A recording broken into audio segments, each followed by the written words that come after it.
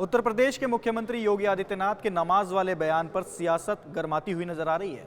उत्तर प्रदेश के मुख्यमंत्री योगी आदित्यनाथ ने कहा कि सड़कों पर नमाज अदा नहीं की जाती। अगर संख्या ज्यादा है तो नियंत्रित करे, शिफ्ट में नमाज पढ़े।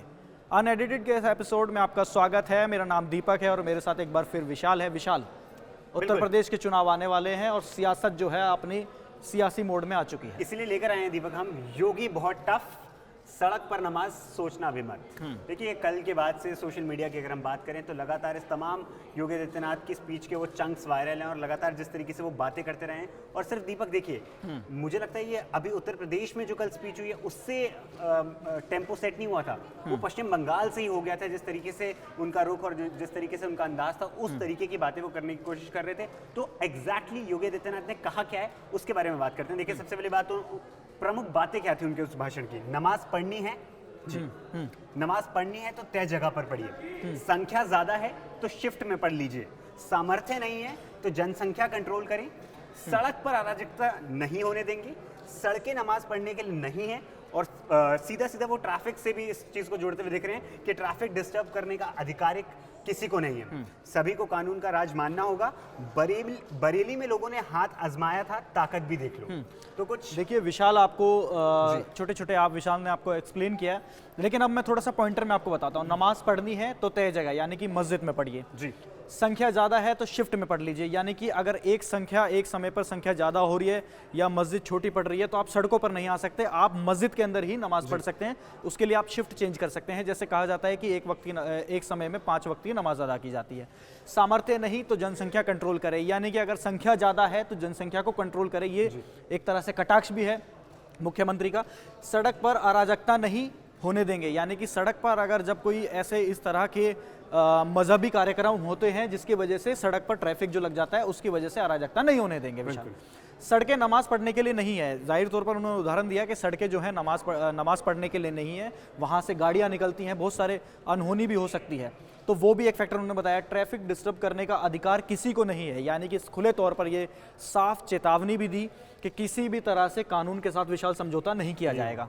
सभी को कानून का राज मानना होगा, यानी कि किसी भी तरह, जैसे योगी आदित्यनाथ अपने प्रमुख अंदाज के लिए जाने जाते हैं, जो कुछ लोग कहते हैं कि हम इस कानून से नहीं, शरिया कानून, तो वो उदाहरण वहां पर दिए जाते हैं। तो इसीलिए योगी आदित्यनाथ ने साफ तौर पर कहा कि कानून का राज मानना होगा।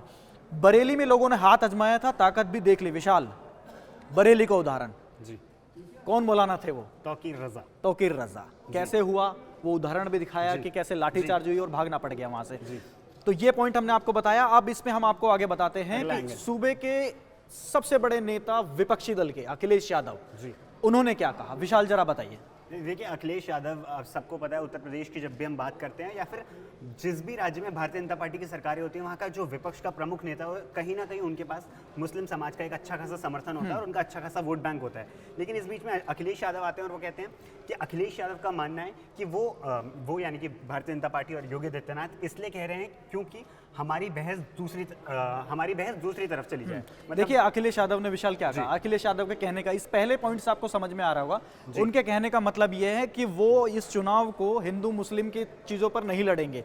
ये उन्होंने आरोप भी लगा दिया भारतीय जनता पार्टी पर कि हिंदू मुस्लिम की तरफ ले जा रहे हैं। उन्होंने मुद्दों की बात की। अब दूसरी तरफ हमारी बहस मुद्दों पर ना रहे, यानी कि उन्होंने क्या कहा कि नमाज 80-20 जो फैक्टर यूपी में चलते हुए आए हैं, तो अखिलेश यादव ने इसको पूरी तरह से डिनाई कर दिया। उन्होंने कहा कि मुद्दों पर होगा।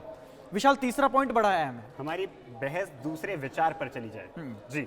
अब आप समझिए कि जिस तरह स्वामी प्रसाद मौर्य और अलग अलग नेता जो विपक्षी पार्टी के उठ करके आते हैं, कभी रामचरित्र मानस को फाड़ते हैं, कभी किस चीज बोलते हैं, तो वो अखिलेश यादव विपक्षी पार्टी के नेता, वो ये साफ तौर पर कह रहे हैं कि हमारी बहस दूसरे विचार पर ना चली जाए।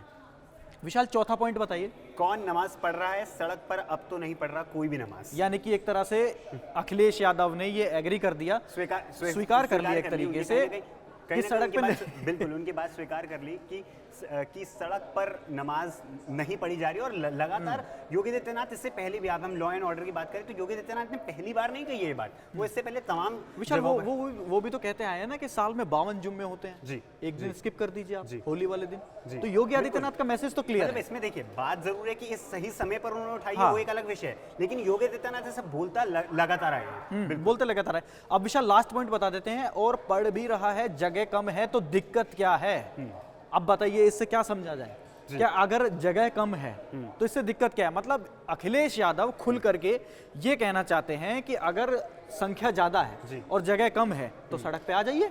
सड़क पे आने से कोई, लेकिन उत्तर प्रदेश के मुख्यमंत्री कहीं ना के कहीं वोट बैंक रूट ना जाए। अब वोट बैंक की आपने बात की विशाल, तो अब ये भी बता देते हैं कि अखिलेश यादव यानी कि समाजवादी पार्टी के मुखिया, उनके मुस्लिम वोट कितने बढ़े और कितनी पार्टियों को उन्होंने टिकट दिया, जरा ये थोड़ा सरप्राइजिंग है दीपक। हम लोगों ने जो आंकड़े निकाले हैं, हम लोगों ने जो रिपोर्ट निकाली है, उसमें साफ तौर पर देखने को मिला है कि कहीं ना कहीं अखिलेश यादव और समाजवादी पार्टी ने कहीं ना कहीं मुस्लिम रिप्रेजेंटेशन पिछले कुछ सालों में कम किया है। और वो क्यों, वो आप बताएंगे। अभी देखिए हम आंकड़ों के हिसाब से बताते हैं विशाल। पिछले 5 चुनावों में सपा का मुस्लिम वोट बढ़ा, वोट पर बढ़ा, रिप्रेजेंटेशन कम हुआ, 34% तक बढ़ा। अच्छा, ये आरोप दूसरी पार्टियों पर लगते थे कि ये जो पार्टी है ये मुसलमानों की पार्टी नहीं है, ये ऐसे आरोप लगते हुए आए थे, लेकिन कहीं ना कहीं मुसलमानों का हितैषी जो है वो अपने आप को दिखाते थे। विशाल 2014 के सबसे पहले मैं बताता हूं आपको, समाजवादी पार्टी 58% जो वोट है वो समाजवादी पार्टी को 2014 के लोकसभा चुनावों में मिला। बहुजन समाजवादी पार्टी 18% जो वोट है वो मिला। कांग्रेस पार्टी 11% का मिला और भारतीय जनता पार्टी को 10%, यानी कि कांग्रेस और बीजेपी को देखा जाए तो सिमिलरली एक पायदान से ऊपर नीचे। बिल्कुल, और भाजपा को 10% वोट मिला मुस्लिम वोट की, अगर हम बात करते हैं 2014 में। लेकिन अब चलते हैं 2017 लोकसभा की विधानसभा चुनाव, जो सबसे बड़ा बदलाव आया था उत्तर बिल्कुल, प्रदेश। जब पहली बार, मतलब इतने सालों बाद भारतीय जनता पार्टी की सरकार वहां बनी, तब समाजवादी पार्टी को वोट मिलता है 46% और बसपा को मिलता है 19 और भारतीय जनता पार्टी को मिलता है 7। ये एक लौता ऐसा दौर था जब 2014 के बाद मुस्लिम वोट थोड़ा सा छिटकता है, और आप देखिए एक तरीके 12% विशाल, 12% का फर्क आया। सपा से छिटकता है और 1% इधर बसपा की तरफ बढ़ता है, और उस टाइम पे कांग्रेस और अदर्स की तरफ जाता है। अब आते हैं 2019 के विशाल, 2019 का लोकसभा चुनाव, जब नरेंद्र मोदी की आंधी आई और 300 से ज्यादा सीटें नरेंद्र मोदी की पार्टी को मिली, उस समय उत्तर प्रदेश में सबसे बड़ा संयोग और प्रयोग दोनों करने की कोशिश की, यानी कि सूबे की सबसे बड़ी पार्टियां बहुजन समाजवादी पार्टी और समाजवादी पार्टी इकट्ठा होकर के चुनाव लड़ी। हमने वो तस्वीरें भी देखी थी उस समय पर जब मुलायम सिंह यादव के साथ बहन जी यानी कि बहन कुमारी मायावती उनके साथ मंच पर थी। विशाल, कितने % वोट हुआ? 73% वोट। अब आप देखिए जो 58, जो 46, वो सब आपस में मिलके क्यूमुलेटिव तौर पे 73% मुस्लिम वोट सीधा सपा बसपा अलायंस को एक जाता बड़ा तबका, मतलब मिलकर के मुसलमानों ने वोट किया था। और कांग्रेस को मिला 14%, यानी कि कांग्रेस की भी चांदी हुई। 11 के बाद सीधा 14 पे पहुंच गए, यानी कि लोकसभा चुनाव में मुसलमानों का वोट कांग्रेस पार्टी को 14% और मिला। अगर हम सिर्फ लोकसभा से भाजपा के हिसाब से कंपैरिजन करें, पिछले चुनाव में तो 7% था, लेकिन जो लोकसभा में 10% मिला था वो घट के अब 8 पे आ गया था। 8 पे आ गया था। विशाल, अब 2022 विधानसभा के बारे में बताते हैं, जब योगी आदित्यनाथ के नामों पर अंदर भी अंतर्कलह भी बहुत कलह चल रही थी, जिसके बावजूद योगी आदित्यनाथ रिपीट हुए और 2022 में विशाल समाजवादी पार्टी ने एक तरफा चुनाव लड़ा और एक तरफा चुनाव में एक तरफा मुसलमानों का वोट भी मिला 79%, यानी कि अगर विशाल थोड़ा सा कंपैरिजन करें 73% मिला बसपा और समाजवादी के साथ मिलकर के, और सपा ने जब दोबारा चुनाव लड़ा तो 79% वोट। बिल्कुल, और ये टर्निंग पॉइंट है। आप देखिए, ये तो हमने बताया 73% दोनों को कंबाइन कब मिला था, जब लोकसभा इलेक्शंस था। लेकिन इससे पहले की विधानसभा चुनाव की तरफ अगर हम जाएं तो वहां पे वो वोट समाजवादी पार्टी को 46% मिला था। आप देखिए 46 से सीधा 79 इंडिविजुअली डिप है, ये किसी और पार्टी के साथ नहीं है। विशाल,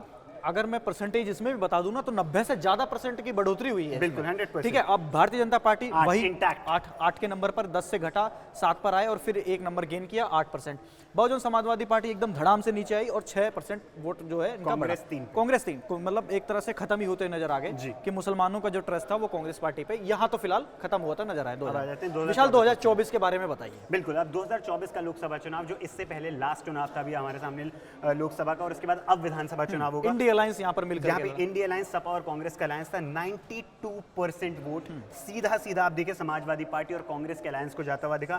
भाजपा जो 2014 से 10% पे शुरू कर रही थी, जो कि देखिए उनको एक्सपेक्टेशंस भी नहीं रहती ज्यादा, वो 6% पे आ जाती है, और बीएसपी 2%, विच क्लियरली इंडिकेट्स कि सीधा मुस्लिम वोट एक तरफा समाजवादी पार्टी और कांग्रेस के अलायंस को जाता हुआ दिखता है, विच इज 92%। और इसमें बढ़त होती है कितनी, दीपक 34% की, अगर 2014 से हम बात करते हैं तो। विशाल, एक छोटा सा पॉइंट और ऐड करना चाहेंगे, जैसे कि आपने ये बात कही कि भाजपा को ज़्यादा उम्मीद नहीं रहती। एक वीडियो विशाल सामने आया था उस समय जब ये कहा गया था कि 2022 का इलेक्शन था, और उस समय ये कहा गया कि रामपुर के एक गांव में जो पूरे के पूरे तरीके से मुसलमानों की मेजोरिटी वाला गांव था, वहां पर प्रधानमंत्री आवास योजना भी थी, वहां पर प्रधानमंत्री की जो भी स्कीम्स चल रही थी और उत्तर प्रदेश सरकार की, वो उस गांव को मिल रही थी, लेकिन बावजूद वहां से भारतीय जनता पार्टी को मिला 0। दीपक, ये तो बहुत पैन इंडिया, अब आप देखिए ना, वही नैरेटिव में डिफरेंस आया। आप इस बार का बंगाल चुनाव देखिए, आप जीतने के बाद जो भी बात बोलते हो, आपने बोला शुभेंदु अधिकारी बोल रहे हैं सबका साथ सबका विकास, वापस से उस पिच पे आ गए। लेकिन इससे पहले भूलना क्या स्टार्ट हो गया था कि हमें ये लोग वोट नहीं देते, हमारा वोट बैंक नहीं। कल मैं दिल्ली के एक विधायक हैं रवि नेगी, उनकी एक वीडियो देख रहा था, वो बोल रहे थे गए वो एक जगह पे जाते हैं, वो जाकर वहाँ पे बोलते हैं ये एक ऐसी कॉलोनी है जहाँ से हमें वोट नहीं मिलता, लेकिन मैं फिर भी यहाँ का विकास करूंगा। लेकिन ये चीज़ वो दिखाते हैं, वो एक्सप्रेस करते हैं, जो एग्जाम्पल आपने दिया कि उनको पता है ये उनका वोट बैंक नहीं है। मतलब ये क्लियर है, और आप जाइएगा मत, हम आपको एक और फैक्ट आपको दिखाएंगे। अब ये वाला विशाल, हर चुनाव में समाजवादी पार्टी के मुस्लिम टिकट से, यानी कि मुसलमानों को जो टिकट दिए गए वो कितने कटे, अब ये आंकड़ा आपके सामने है। ये आंकड़ा हम आपको बताएंगे, लेकिन आपको एक बार फिर से रिपीट करना चाहेंगे। एक्चुअली जो पिछला हमने आपको ग्राफिक दिखाया उसमें हमने ये बताया कि मुस्लिम्स का कैसे कैसे समाजवादी पार्टी की तरफ झुकाव बढ़ता दिखा। लेकिन यहाँ पे रिप्रेजेंटेशन की बात करें कि सामने से क्या मिल रहा है, तो सामने से मतलब करनी और कथनी, जी बिल्कुल साफ तौर पर। विशाल, 2014 के बारे में बताइए। 2014 लोकसभा के चुनाव की अगर हम बात करें, 80 लोकसभा सीटें हैं, वहां पे 78 जो टिकट थी समाजवादी पार्टी ने जो बांटी, उसमें से 13 टिकट दी, लोकसभा का चुनाव था मुस्लिम्स को, विच इज 16.7%। अब आ जाते हैं दीपक 2017 का विधानसभा चुनाव, जब योगी आदित्यनाथ पहली दफा उत्तर प्रदेश के मुख्यमंत्री बने, तो 311 सीटें, यानी कि 403 सीटें हैं विशाल, 403 में से 311 सीटों पर कुल प्रत्याशी उतारे उन्होंने, और समाजवादी पार्टी ने जो मुस्लिम प्रत्याशी उतारे उसमें से 60%, 13 से 60। अब हालांकि ये लोकसभा और विधानसभा का गणित हम आपको बता रहे हैं, लेकिन फिर भी विधानसभा में अगर विशाल देखें तो 19.3%, जी बिल्कुल 19%। आप देखिए एक अच्छे खासे अमाउंट में ये नंबर्स भी है, ये जो परसेंटेज है भी अच्छा खासा है। लेकिन इसी के बाद से स्टोरी शुरू होती है। आप देखिए जिस तरीके का वो कंसंट्रेशन घटता चला जाएगा आगे आगे, वो हम आपको बताएंगे। अब आते हैं 2000 विशाल, यूपी के 2 लड़के चुनाव लड़ने आए थे 2017 में। 2019 की बात करते हैं, बहुजन समाजवादी पार्टी और समाजवादी पार्टी मिलकर के यहाँ पर चुनाव लड़ी थी, लोकसभा का चुनाव विशाल, जो आपने अभी थोड़ी देर पहले आपको बताया कि बहन जी और मुलायम सिंह यादव इकट्ठा हुए। वहां पर 37 यानी कि 80 लोकसभा सीटों में से 37 सीटें सपा ने उतारे, और जिसमें कुल प्रत्याशी थे, और मुस्लिम प्रत्याशियों की अगर आप बात करें तो घट गया 8%। अब देखिए पिछली बार वो 13 थे, लेकिन देखिए इसमें कुछ और भी समीकरण होते हैं। क्योंकि इस बार अलायंस में चुनाव हो रहा था, साथ में बहुजन समाज पार्टी भी लड़ रही थी, लेकिन उसके बावजूद भी वो नंबर डिप होता है और सीधा 13 से 8 पे आता है। नंबर तो बढ़ना चाहिए था ना, अगर दोनों प्रमुख पार्टियां बढ़ रही है तो फिर बढ़ना चाहिए, और परंपरागत वोट बैंक माने जाते हैं तो नंबर बढ़ना चाहिए था। फिलहाल घट गया, 8 पे आ गया, और 21.6% यहाँ पर ये समीकरण रहा। 2022 की बात करते हैं विशाल, जब योगी आदित्यनाथ उत्तर प्रदेश में दूसरी दफा चुने गए, तो वहां पर 347 यानी कि 347 सीटों पर चुनाव लड़ा गया, कुल प्रत्याशी उतारे वहां पर, और फिर से घटा, यानी नहीं इस बार विशाल थोड़ा सा बढ़ा, 64 मुस्लिम प्रत्याशी। यहीं पे एक चीज देखने वाली है। अब देखिए आप 2022 विधानसभा का चुनाव का कंपैरिजन अगर 2017 विधानसभा चुनाव के साथ करें, तो वहां 311 सीटों पे समाजवादी पार्टी ने प्रत्याशी उतारे थे और टिकट दी 60 को। लेकिन जब 347 उतारे तो दी 64, मतलब 4 सीटें ज्यादा, मतलब लगभग देखा जाए तो 35 से 40 सीटों की बढ़ोतरी हुई, लेकिन फिर भी यहाँ सीट कितनी बड़ी, बिल्कुल 40। और वो डिफरेंस भी दिख रहा है। आप देखिए 17 में वो आंकड़ा था 19.3%, लेकिन 22 में वो घट के हो गया 18.4%। ठीक है, अब विशाल 2024 के लोकसभा चुनाव की बात कर लेते हैं, जो हाल ही में हुए, जब बहुत बड़ा एक विशाल ये नैरेटिव क्रिएट किया गया, और जो बीजेपी के नेता भी बड़े बड़े लीडर्स ने साल भर बाद मानना शुरू किया कि हाँ एक वो नैरेटिव था कि संविधान बदल दिया जाएगा, वो नैरेटिव हुआ था जिसकी वजह से इम्पैक्ट पड़ा। और लेकिन आपको ये भी बताना पड़ेगा दर्शकों को, आप देखिए यूपी ही एक वो ऐसी जगह थी जहां से सबसे बड़ा झटका भारतीय जनता पार्टी को लगा था 2024 के बाद। कम से कम 30-35 सीटों का अखिलेश यादव की पार्टी और समाजवादी पार्टी जिसकी हम बात कर रहे हैं, उसने सबसे बुरी तरीके से शॉक करा था बीजेपी को, और वहां पे कांग्रेस के भी नंबर सही आए थे। और उस चुनाव का जब हम रिजल्ट देखते हैं तो वहां पे आप देखिए 62 सीटों पे समाजवादी पार्टी ने इलेक्शन कंटेस्ट किया था, जिसमें से इंडिया अलायंस विशाल है ना जी हम स्पेसिफिकली अभी हम बात करते हैं समाजवादी पार्टी 62 सीट्स पे जो टिकट दी थी अपने कैंडिडेट्स को, जिसमें से वो टिकट का नंबर जब हम मुस्लिम कैंडिडेट्स की बात करते हैं तो होता है 4, विच इज लोएस्ट 6.5%। अब आप देखिए यहाँ से हमने शुरू करा था 16.7, 19.3, 21.6, 18.4 और अब जो सबसे लेटेस्ट और सबसे लास्ट इलेक्शन था वहाँ पे वो है 6.5%। विशाल, ये तो हमने आपको आंकड़ा बता दिया कि क्या एनालिटिक्स रहे और क्या समीकरण रहे, लेकिन आपको फिर ये बात बताते हैं कि इस पूरी वीडियो से क्या निकल के गया। निकल करके यह आया कि योगी आदित्यनाथ या भारतीय जनता पार्टी चुनाव के समय जिस पिच पर बैटिंग करती है उसी पिच पर विपक्षी दलों को बुलाती है जी। और वो हार जाते हैं वहां पर। विशाल, बिल्कुल तो यूपी में ये मुद्दा तो फिलहाल अनएडिटेड के इस वीडियो में इतना ही, लेकिन हाँ, ये जाते जाते आपको बता देते हैं कि योगी आदित्यनाथ ने तो शंखनाद कर दिया है चुनाव। बिल्कुल बच चुका है और मुझे लग रहा है अब सभी जगहों का राजनीतिक केंद्र जो होने वाला है, वो जो केंद्र बिंदु रहने वाला है वो उत्तर प्रदेश 403 सीटों पर बिल्कुल ऐसी लड़ाई होगी जो किसी ने फिर दोबारा देखी नहीं होगी। मतलब बहुत कुछ निकल करके आएगा। 100%।